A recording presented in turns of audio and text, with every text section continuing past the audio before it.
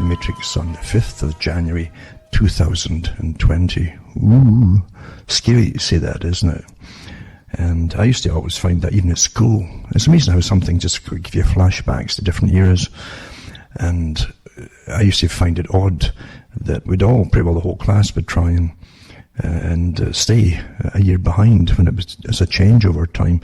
You'd automatically put down the year as it had just been, and nothing really changes. I think there's probably trepidation in society, especially the way that we're managed and conditioned to live under forms of fear of one kind or another, mainly from government authorities, really, and their agencies. There's lots of agencies working with government authorities, as you well know. Even newspapers are part of the structure.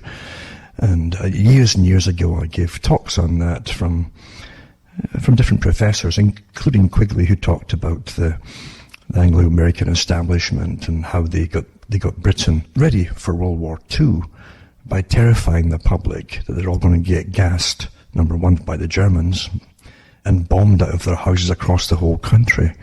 And to make the people, you understand, we're treated like a herd. And there's no time more obvious than even now, as we get the same repetitions of the same quotes, in fact, of the previous wars for the last 25, 30 years, really, all across the Middle East mainly, and parts of Africa too. But it's fascinating to see the same quotes, given to the public to terrify you, really, which was really meant to make you behave and knuckle down, as they call it. And it's so sad. Here we are in a brand new year again. It doesn't even feel optimistic, as we say. It hasn't been optimistic for a long time for most people, because we're in a stagnation mode, and it's intentional and it's managed. Folk have no idea how managed things really are. We think we're making our own decisions. We think that we're doing what we want to do, right down to even fashions. And I used to give talks on that because it is fascinating how every generation thinks this is their time. The youth are always used for big agendas, and they never know it themselves. They think they're making their own decisions, and they're given false leaders who are well educated, way above the average person they're going to lead, in fact, at least educated in their mission, which is to change society in a predicted manner for the authorities or for the elites. And nothing has changed there, except there's way more of them than there used to be, and awfully well paid, in fact, pretending that they're you. I can remember a long time ago when they used the pop in the rock industry as a form of revolution. And it was meant to be that. Of course it was. And Jerry Marsden, I remember him talking a long time ago, who had a few hits, and he had Jerry and the Pacemakers that were happy songs, the girl-boy type songs, and that was quite normal up until then. And he was talking about the change that came in with the seriousness with the Beatles and so on, when they started getting serious and political, and it changed everything.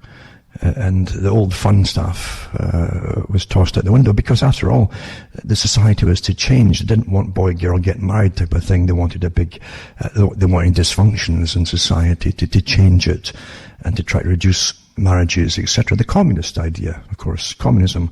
There's different fronts for the same thing, different terms but for the same thing, as you all know. But it's quite amazing to think that every generation, as I say, thinks they're doing their own thing.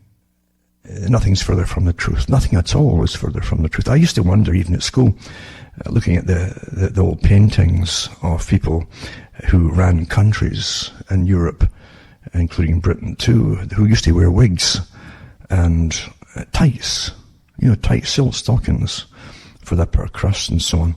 Vastly different, of course, from the majority of the people who were the working class, but the ones who ruled them with their buckles on their shoes and their silver stockings and their wigs and their handkerchiefs tucked into their bottoms of their sleeves and all that, and they wore rouge and things, eh? And this is the manly thing. You say, well, wait a minute, who brought this stuff in here? Who brought it in? And a lot of it was brought in from France. That was way ahead of most countries at that time for leisure and lifestyles of leisure, as they called it. And unfortunately, the ones who ran Britain also adopted that too, that whole idea. And I'm sure too they thought that they were making their own decisions and what they were going to wear. It's all laid on for you.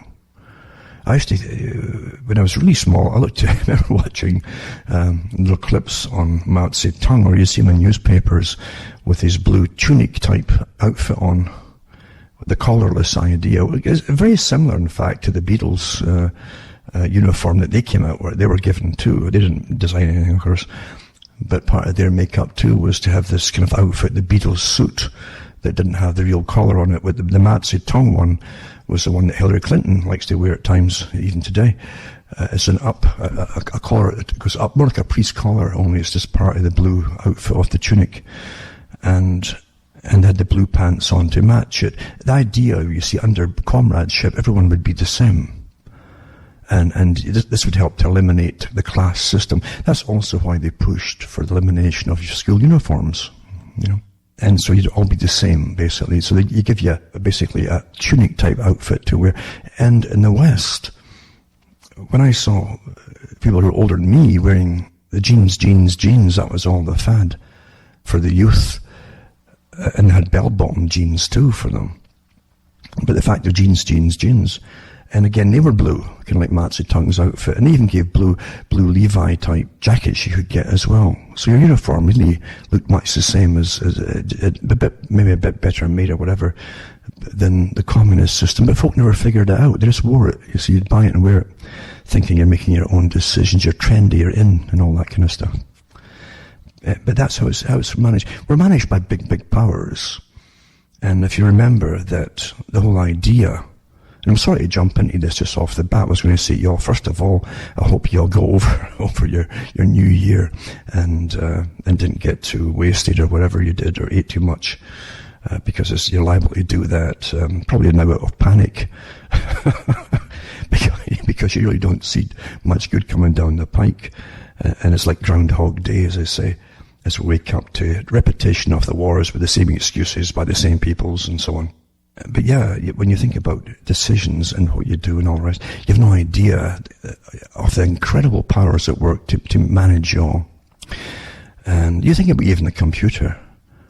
I mean, they used to joke at one time in the early sci-fis, well, early-ish sci-fis from the 1960s, you can see them, and sometimes 70s, and Britain did a few like that, where they'd have this alien creature that was like mainly a big brain, and maybe a few tentacles coming out, but it was stuck in a big chair type deal. I thought as a child, I thought, you know, the authorities would be awfully happy to have us all stuck in chairs, because I knew already, and I knew enough of the war, the last war, that time it was World War II and then the Korean War. The authorities on all sides had restrictions on travel, as an example, and you were supposed to live in your own community.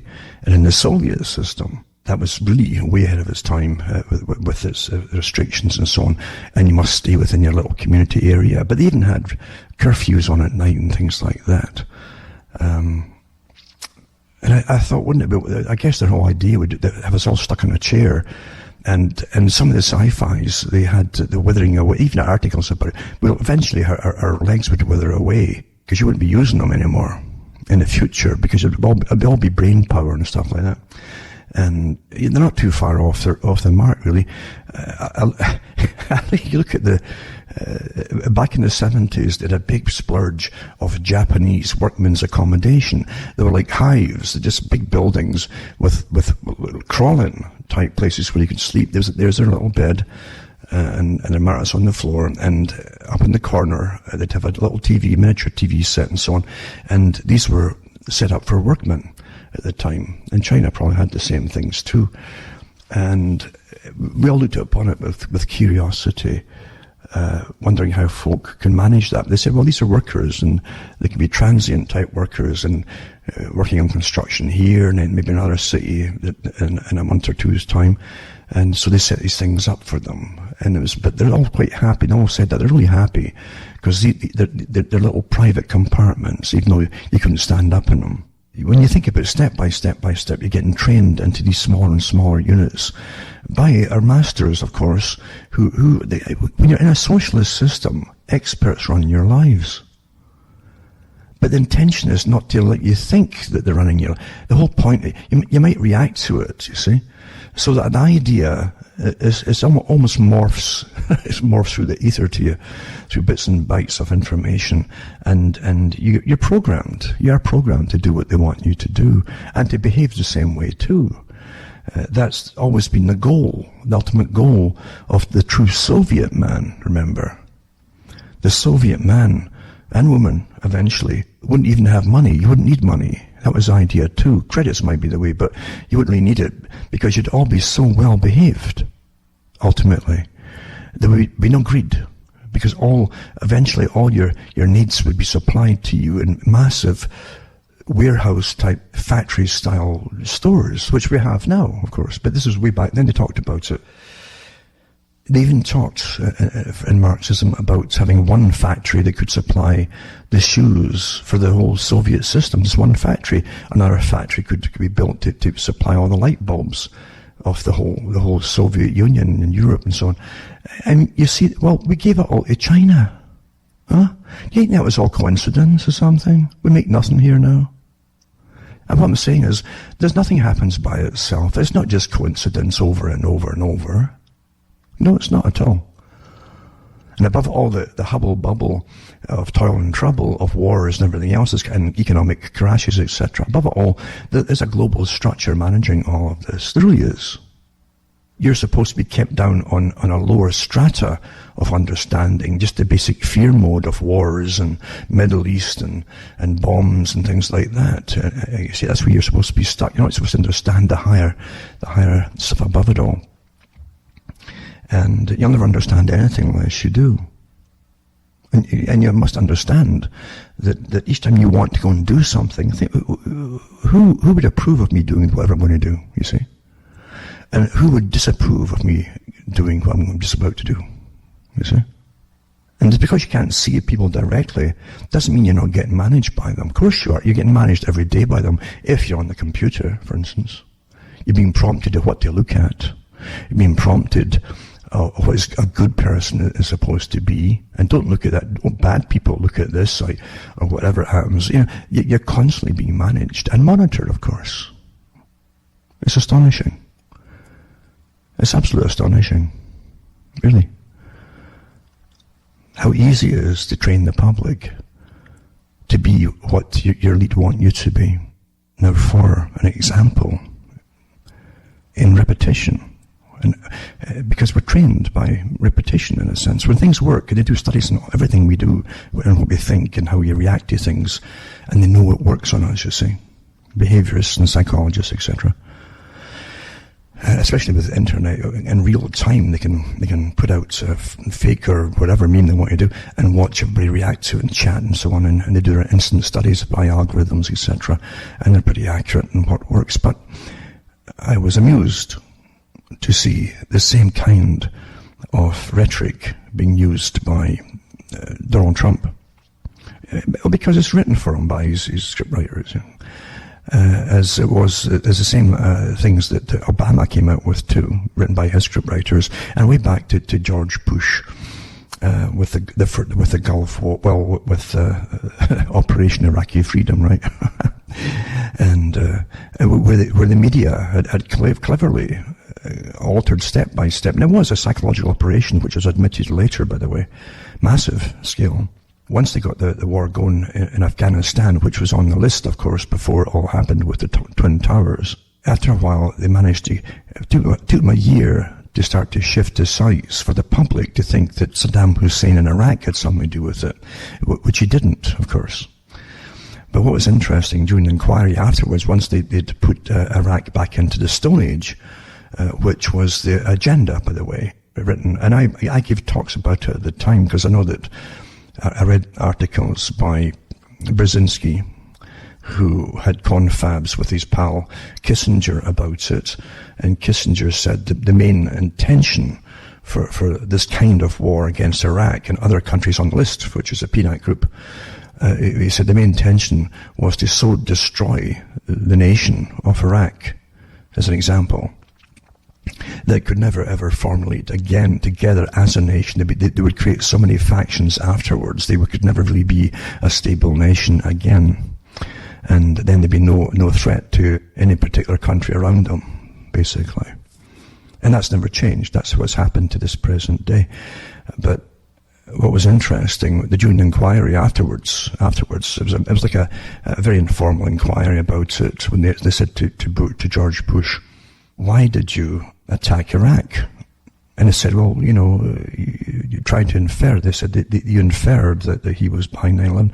And George Bush quite honestly said, when a few times that they're honest, when they're very cocky, he said, well, I never said that Saddam Hussein had anything to do with America being attacked. He said that he was just a bad man and the world is better off without him. And a big smile on his face.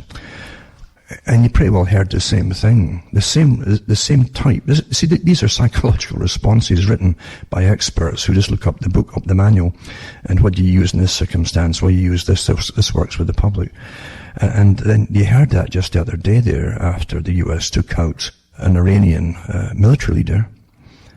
And there's Trump saying the same thing. Well, he was a bad man. He's responsible for lots of death, blah, blah, blah, and so on. So being a bad man, no judge, jury, or trial, nothing. Being a bad man, according to world leaders, remember, who've got complete militaries under their fingers, supposedly, and with buttons and all, but can just decide who's bad and all the rest of it without any kind of public inquiry, investigation beforehand or anything else, or judge, jury. It's just done. That should terrify people, but it never does really. Folk accept everything very quickly, most people anyway. And it's like deja vu over and over and over, or Groundhog Day. You just keep seeing the same things over and over again. The same tactics are used, the same excuses are used, because they're all from the excuse manual. It's psychological warfare operations. That's what you tell the public in this circumstance. They'll make it, don't get too elaborate with your reasons, because then you can shoot holes in why you did it. So make it very simple and as obscure as possible. Don't tell them much, you see. And that's what you get right now, because the object has nothing to do with just killing one person. You've got to look at the techniques of embargoes, right? The embargoes with Iraq before they decimated Iraq was bad enough, and they had Madeleine Albright and other ones on the head of the board at NATO, supposedly, Security Councils, etc. And she was asked when they had an embargo and folk were starving to death and children were starving to death and they couldn't get medicines in or anything like that. They'd already destroyed, by the way, some of the big medical, pharmaceutical facilities already. All infrastructure eventually was to be just destroyed. But before they totally did it, they said that they tried to starve the folk into submission. Now, you think about it, if you truly had a bad man, just running your country, how would you feel if some country starved you to death and all that, and stopped and literally didn't allow you to sell anything abroad to get money coming into the country to feed yourself? How would you feel if it happened to you because there was a bad man running you? Think about it. And so let's slaughter the whole bunch of the people because of a bad man and his little regime at the top, who keep everybody suppressed, supposedly. That's what we're told. Even though Saddam Hussein at that time was a CIA asset, he'd been trained by the CIA, set up and put there by the CIA. And believe you me, that's a big warning to anybody who's used by the CIA. Eventually, they'll use you and use you and use you until you're expendable, and then they'll use you again by having you sacrificed. That's really what they'll do. You have no friends. You see, when the CIA comes to you, believe you me, the CIA has no friends. In fact, it's almost, to me, I like a child's mind in that children have an ability, nice of an ability to see people. I gave a talk about that back in the 90s too. When you hear children talking about, like a wolf, they can see in their mind's eye a person as a child. You sense something. Like a dog will sense who's good and bad and that type of thing. But children could do it too. They could sense and they don't have the vocabulary to explain why you don't like somebody. so much, but it's a sense to get. So it's like a wolf or like a something or blah, blah, blah. Well, that's how you try and retain that. You should try and retain that forever through your life, because it's a survival mechanism for all of us. Not to be fooled by glib talking, whoever happens to be, professionals who want something from you, or they want you to do something. And you should never do it. You get a sense this is wrong. You get a sense and it's more than that. It's never been so blatant for those who want to know what's going on as it is today. And it won't last long, because censorship's coming down so fast, as we all know. But Quigley, getting back to Quigley, when he's talking about World War II, he said that all the media in Britain at that time, in the 30s, was owned by big power moguls who literally all belonged to the Royal Institute for International Affairs, this massive private club. This is CFR in America, you see. And they decided to terrify the public, terrify them, so that they get ready. You're preparing the public to hate another country. You understand? Because they want you to eventually go and fight that country, and you don't know anything about it. But they've been preparing this for years. It's just that the cannon fodder are the only people who don't really know about it. So you must train the people who are civilians and they work in grocery stores and different things like that, and train them for what's coming along the pike that they don't know themselves. The people don't know. They're kept like children. But the ones above you are training you step by step to hate the enemy. You see? Before you even know that they are an enemy. But the ones who rule you certainly do know, and they want them eliminated. Nothing's changed. In fact, it's even more precise today with the techniques used with mass communication, right to your cell phone or right to whatever is your computer or your TV, you know. You're all getting the same data at the same time, the same update, same programming at the same time in order to get you ready for something, you see. So you'll have the right response. Now, the right response is not turning your back and say, I'm not going to have anything to do with this war. The right response is going into a form of shock and fear, and I'll leave it to the professionals. You see, they must know what they're doing. They must have, because see, you wouldn't. It's like, I can remember where people in the past are often accused of coming out with certain kinds of statements and used, but you have to, often what they're doing is using other people's statements before them, you see.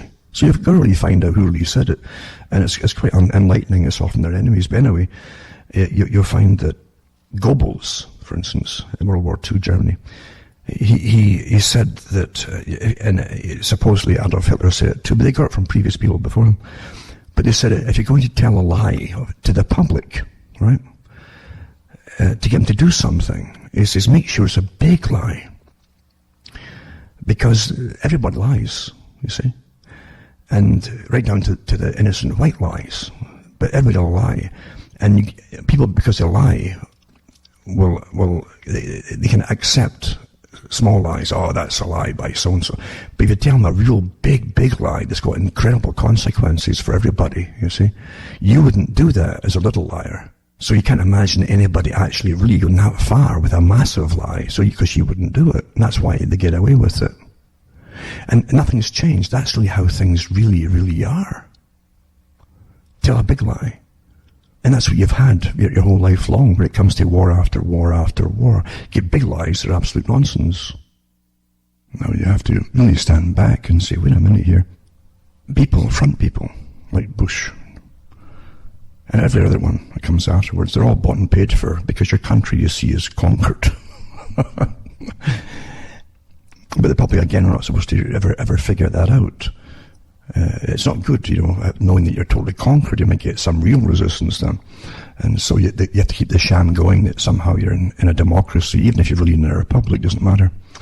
But when you have the front man saying, it's a good thing, and we're better off without this person or that person. And they've just spent millions of dollars with either attack drones or something or whatever, just to kill somebody. It should be rather frightening, really, when you think about it, because we know we're not just going into a more tyrannical, controlled society. We're in it. But it's going to progress. Years ago, I imagined even having the little drones. I remember doing the articles, in fact, where the Pentagon admitted they'd paid millions of dollars for experimental tiny drones that looked like birds, for instance. They even showed you little clips and videos of experimental ones they had, little robotic things that could spy on people. That's what it was about. Some of them were like the vampire ones, little bats for more dusk-type scenarios or uses. And other ones were birds. They could recharge, just like your cell phones. Some of the cell phones now can do that by sitting on electric lines above the ground, or even telephone lines. They could actually recharge themselves off those lines by sitting on the electrical field around it. They had wonderful little things like birds that could follow you along the streets and nick into the door if you're going into an apartment building just behind you, and even crawl on the walls and things like that. This is years ago they had this kind of stuff, you see, because the society you're going into, we are into actually, as I say, is a monitored, controlled society. That's the reason you were really given the computer, by the way. It wasn't to help you out. It was to completely monitor everybody eventually in the planet, except the ones who rule you. They've had exemptions from it. In fact, they have a different internet system, in fact.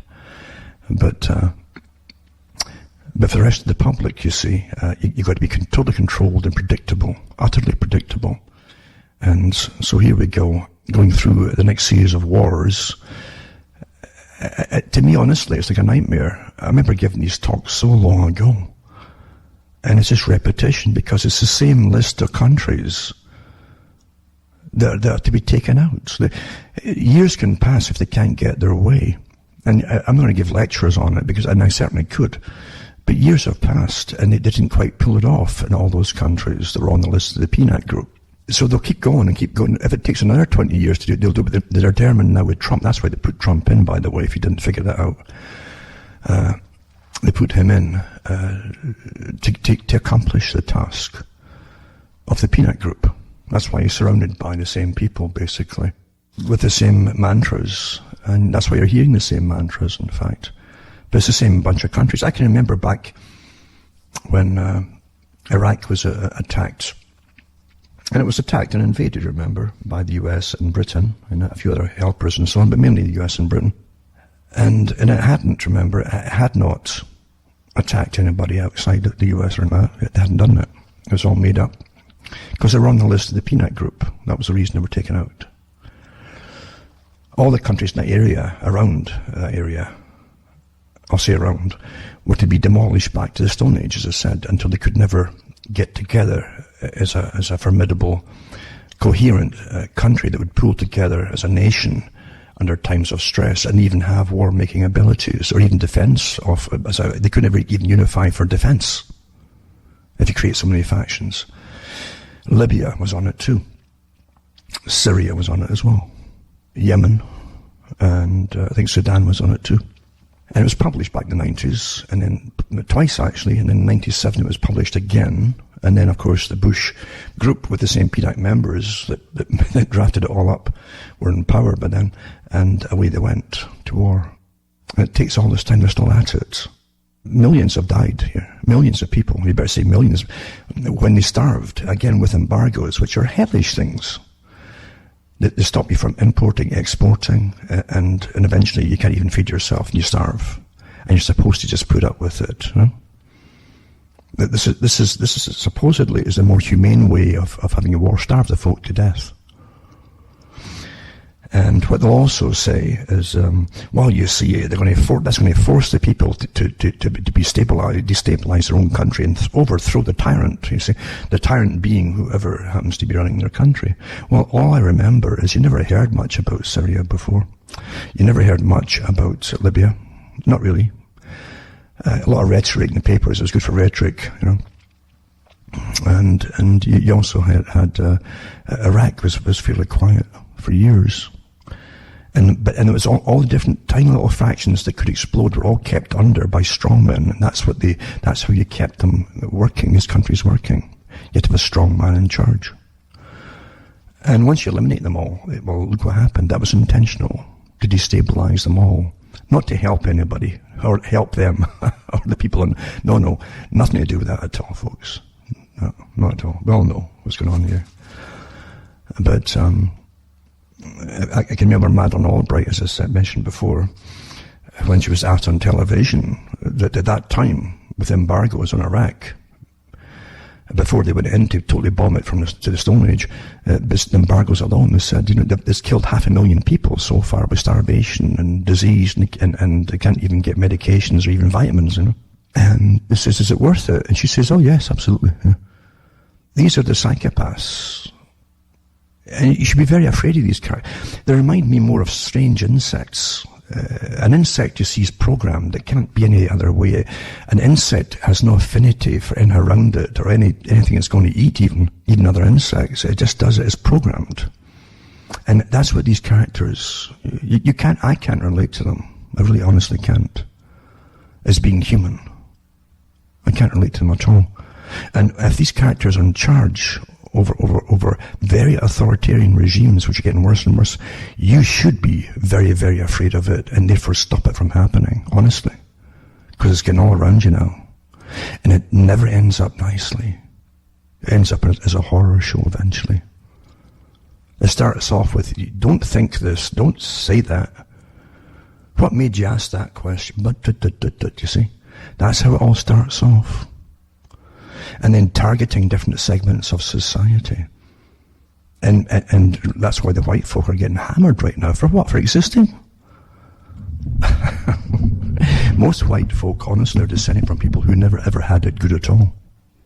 In reality, too, embargoes are meant to provoke the country, your target, into attacking, to break out of the embargo, and attacking the ones who are causing it. The idea being to have your virtue as a non-aggressor. All we did was stop them from eating, and getting food in. That's all we did. So when a real physical attack happens against you, you can still stand up and say, well, we didn't want this to happen. We've tried other methods, meaning starving them to death. Think about it. What would you do? And this is what happened to Germany too before World War II. It may be a completely different outcome, and no war at all, if there had been concessions and all the rest of it. And don't forget that Germany at that time was put up there, even by Time magazine, as Hitler was put as Man of the Year, I think 1933 or so. So don't forget, you can goad people into absolutely desperate actions as well, desperation, and that's what's happening right now with Iraq. I can remember that, as I say, the first attack they had with Iraq, certain elements that would benefit from having enemies wiped out, told the US presidents, don't stop there, go right across through Libya and into Syria. They were telling, this is in the newspapers, by the way. It was amazing to see the US being told what to do. And it didn't quite work out that way, so they had to go back to using proxy armies, mercenaries, financed, made-up mercenaries, to attack Syria and in fact, to eventually take out Libya as well. And again, Libya definitely is gone. That's why you got so much migration, because Gaddafi did keep masses. That's what he said. If you finish me off, it's only a wall to stop Africa from invading the whole of Europe. That's what he said. And that's true. You have to look up, see what happened, and who was getting money to try to divert mass migration from going across into Europe. And so they took out Gaddafi, guaranteeing that Europe would be completely changed forever. And that has happened, folks. You're looking at a chessboard here, but you just don't see the players, do you? But there's definitely players that are way above you, way above all this, making it happen. But anyway, the US is, here they go again, and so the same old thing. You embargo the nation, you force them to retaliate. You even goad them into it by bombing someone who was part of the militias to try and keep the stabilization process going inside Iraq. Iraq had invited them in, by the way. We've got to remember this. They invited some of the Shiite commanders in with their military to work alongside the militias inside Iraq to try to keep the peace. And then you go and, so you guaranteed retaliation. That's what they're after now, is retaliation. And don't forget too, the US, and Trump said it too, with Syria, when they were supposed to have been pulled out of Syria. Oh, we've still got troops with the oil fields, we've still got the oil. Why is the US keeping a nation's oil supply from them? That's just the nation's, that's part of the income to keep the country going. Do you understand what's happening here? It's plunder. Of course it's plunder. How can you have the upper hand and be on the moral high ground when you're plundering across? I remember giving the talks when Tony Blair, the one-man band for international supposed socialism, wanted war in the Middle East with Iraq. I can remember it. And I remember warning people about so that eventually you'll find out that they're going to be a big looting operation. And then a few years later, I remember reading the articles on the air where it was admitted. I always tell you a few years later, you know, and the newspapers in Britain said that Tony Blair had invited some of the top moguls for the oil industry, the big corporations in, before they attacked Iraq, to divvy up who would get which oil fields to themselves. They're a big looting organization. I mean, this is plunder, folks. It's plunder. Let's be honest. There's no moral high ground here at all. It's big business, and really, nothing much has changed. At one time, we thought with World War I and II, and in the Cold War, there was a moral idea to the forces. That's why guys would join the forces, because they didn't want a repetition of major world wars. And now you had the big bad bear looming at you, even though the West created the big bad bear from the start and funded communism and funded and fed them even after the Bolshevik revolutions. The best enemies that money can buy, as they say, or buy and create. Well, nothing's changed. And the same, this is a sideline, the same tactic is being used with China. China didn't make itself what it is. We signed agreements. I remember giving the talks years ago on it, where we signed agreements. The politicians, they're not ours, let's be honest here. They're little nobodies, little puppets. But they signed all the agreements for free trade and the World Trade Organization and so on, with China, most favored nation trading status, where we'd fund them up. Our tax money would fund them. We'd put hospitals in. We'd fund even the governments even put ads out for the big corporations pretty well. They said, look, if you move to China, we'll fund your transfer. When you move up wholesale from this country to China, we'll pay for you to move there, and anything you have to take with you, even you start your factories up. And then we'll train your people and pay your people to train the Chinese to take over eventually. I can remember, this was unbelievable what was happening. So quietly. It was published, but most people, you see, don't think. Brzezinski said it in his book Between Two Ages. He says the public shortly, this is the 1970s, he says the public shortly will be unable to reason or think for themselves. They'll expect the media to do the reasoning for them, and they honestly do now. The media is private, folks. It's not there to help you. It's always been politically employed by those in power to guide you along the path of least resistance for those who own you. Basically, that's what it's for. But the public the media will tell us what they worry about, don't they? Yeah, they often will tell you what they worry about, and it's generally nothing to do with you. But things you really should worry about, they're going to tell you. They're going to tell you at all. They all knew, all the big moguls, they're in bed with the top international financiers. They all knew that they were going to crash the economy in 2007 and 8, but they didn't tell the public. They got all their loot out of it. They made profits of it all. That's how it runs the world.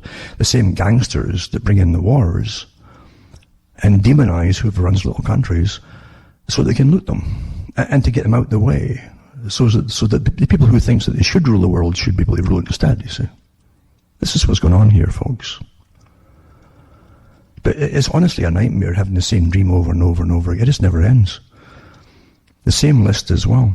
And I'm going to touch on that tonight, because time is going on, as I say, and I should really get on with it too. Now, I'll just touch on this one, right?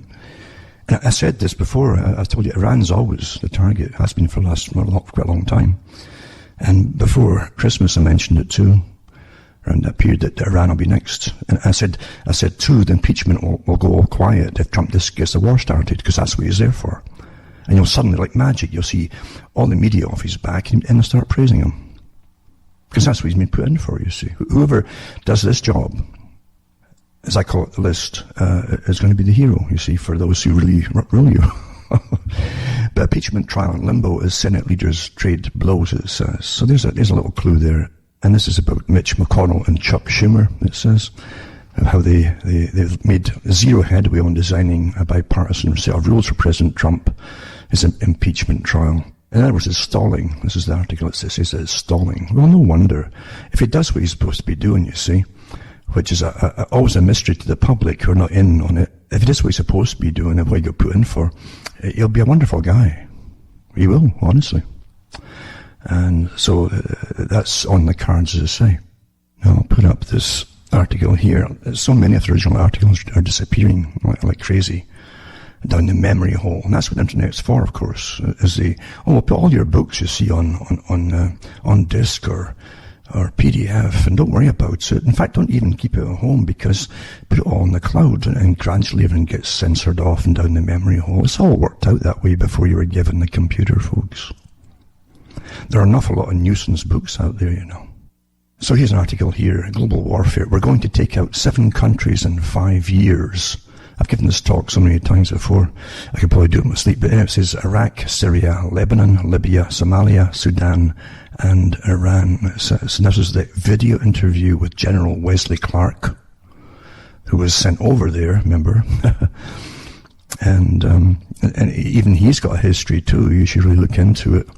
It came out afterwards when he ran for politics. It caused a bit of a stink. But anyway, it says that the interview serves as a reminder regarding the diabolical timeline of America's hegemonic project as Iran the next target to be taken out. You know, as I say, this is an old article, really put out again, originally published in 2007, about the list. But the list came from the Peanut Group from the 1990s. I'll say it again, 7 countries in 5 years, that was the original plan. If they kept going, like I told you, the US was told to don't stop there with Iraq, they keep going right through all the way through into Syria and take them out too. But they didn't quite make it. Then it says 7 countries in 5 years, Iraq, right? Syria, Lebanon, Libya, Somalia, Sudan, and Iran. That's the list. This is from a talk that General Wesley Clark gave with Democracy Now! And the video literally, I'll put up a link, it'll vanish very quickly if you can copy it. If you can copy it and you're streaming, do so, because, as I say, things are just vanishing like you wouldn't believe, honestly. But that's how things work in reality and deception, eh? That's what intelligence is deception. I hope you understand that. And the first people who would be deceived are their own countries, populations, so that you'll get on the moral high ground on board with your governments, folks, for what they implant you do.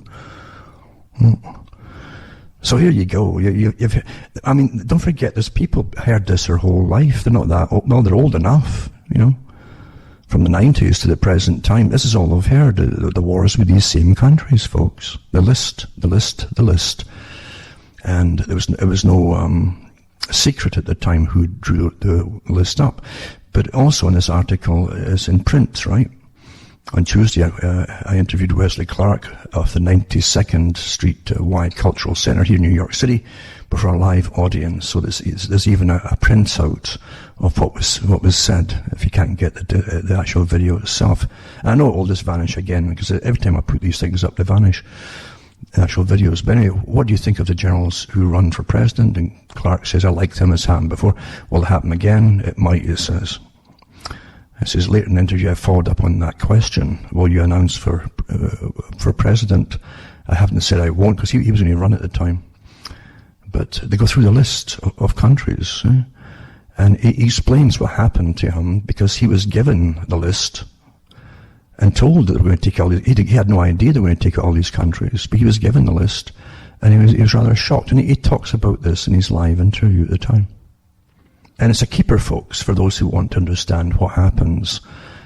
What he tells you from a top general who was over there, right, leading armies, an invasion. You understand it's very volatile the different countries that he was attacking, if they knew who was attacking him, not just Americans, they'd be even more furious. It's astonishing what goes on, folks. The people don't know, or the public, they just never know what's really going on. I'll put that one up, folks. And then this one too.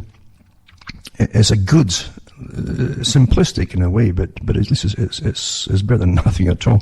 How controlled explanations are achieved, it says.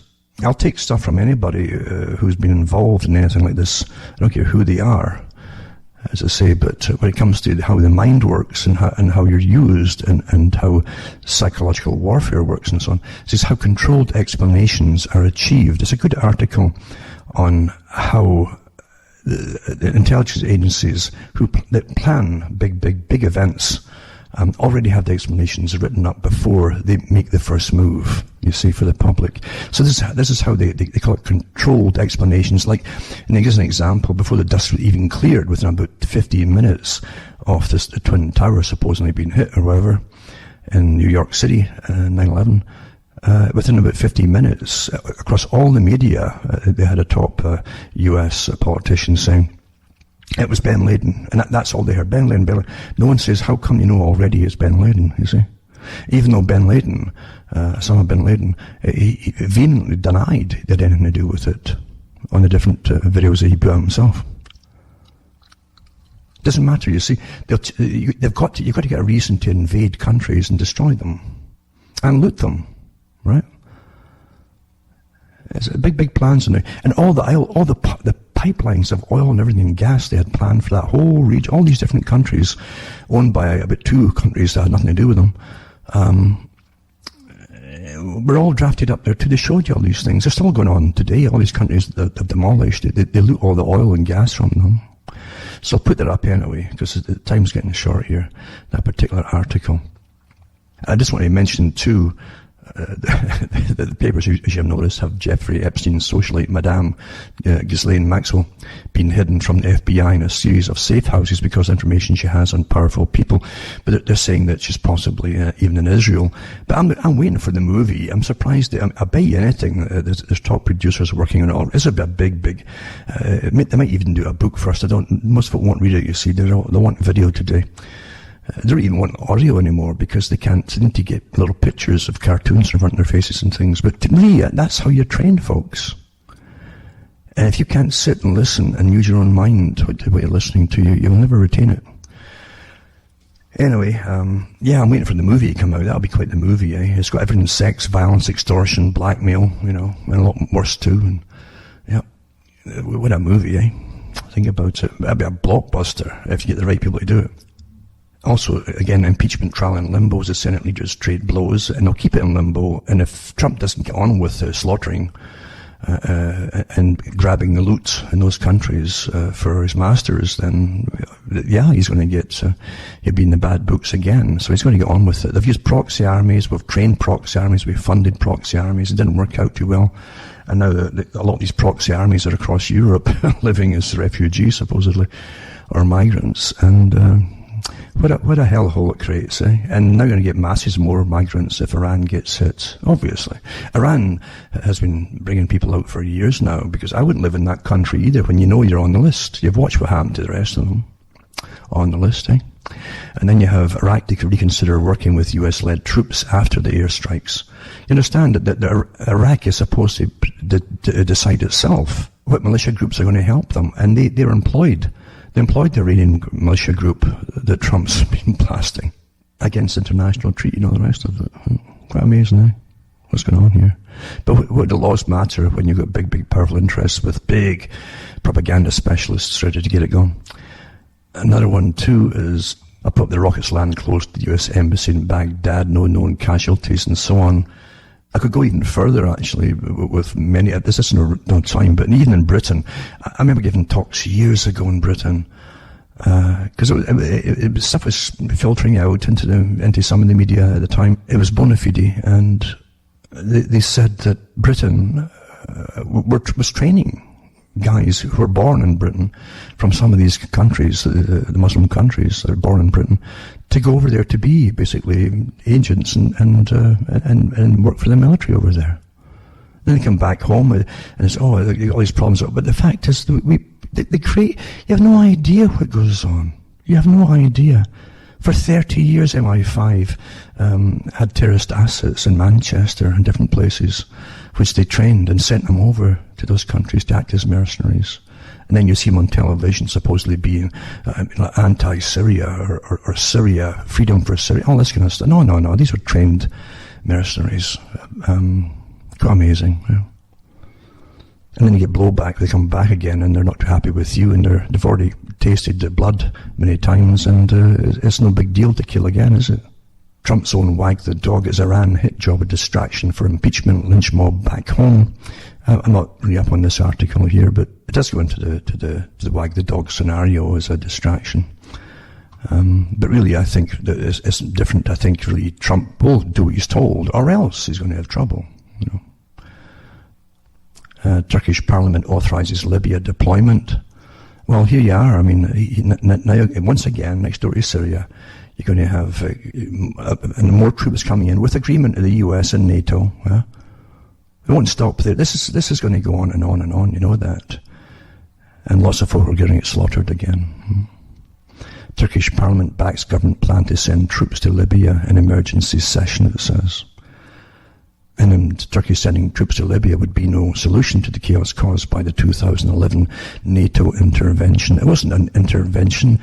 They bombed Libya into the Stone Age and looted it, naturally, and massive gold reserves for the population, for pension. All disappeared, folks. All planned that way. Same thing happened, though, in Iraq, They even had bets on the very ancient artifacts in the museum in Baghdad when the military went in. The military were told to stand around, and this other group moved in and stole all the stuff.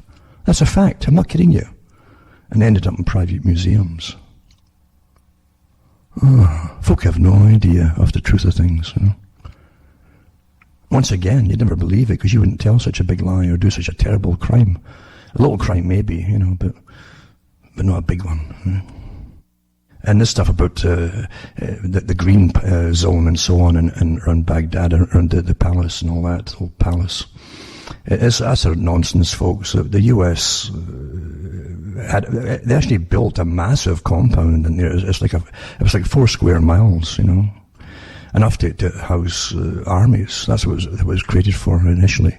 And then when they handed it over eventually, after many failed handing overs,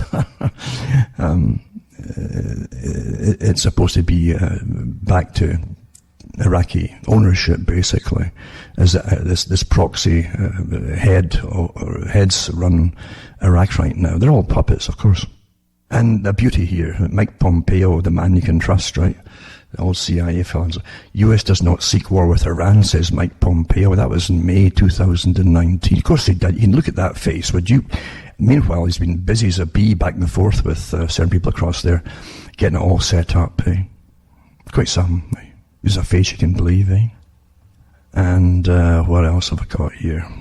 I'll put an article up too. I've mentioned it before, that Craig Murray, the historian, former ambassador and human rights activist, he really did put it out about the nonsense with the fake poisonings in Syria before they blamed Assad with. And I put up a couple of weeks ago an article too by members of the teams that were sent in to analyse this. And this is an official world team that's sent in under the UN to test the stuff. They didn't find evidence of the stuff either. But they couldn't believe that their own leaders were told to lie. Everything's politicised. You can't believe anything you read, folks. And then war again on the front burner is another article here too. This is a nonsensical statement below from the Pentagon announcing the US government had committed an act of war against Iran should frighten everyone. The strike was aimed at deterring future Iranian attack plans. It says, let's go and kill the folks and wait to see if they hit us back, because they haven't been successful so far. They've starved them in the whole bit, and they've stopped them from selling any oil. But now that they've got little deals going on behind the scenes that China might buy their oil and stuff like that, well, you got to stop that, folks. You can't have them feeding themselves again, And Trump ordered the assassination of Soleimani, and the Middle East prepares for possible war.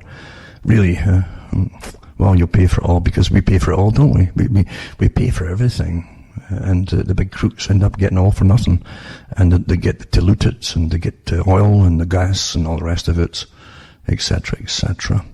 So I'll put all this stuff up tonight. Sorry I'm rushing through it all, but as I say, it started off with just massive psychological warfare, right down to how you dress and why you dress the way you dress and all the rest of it, without knowing really where it all comes from, including the massive tattoos that became an incredible fad over the last 15, 20 years.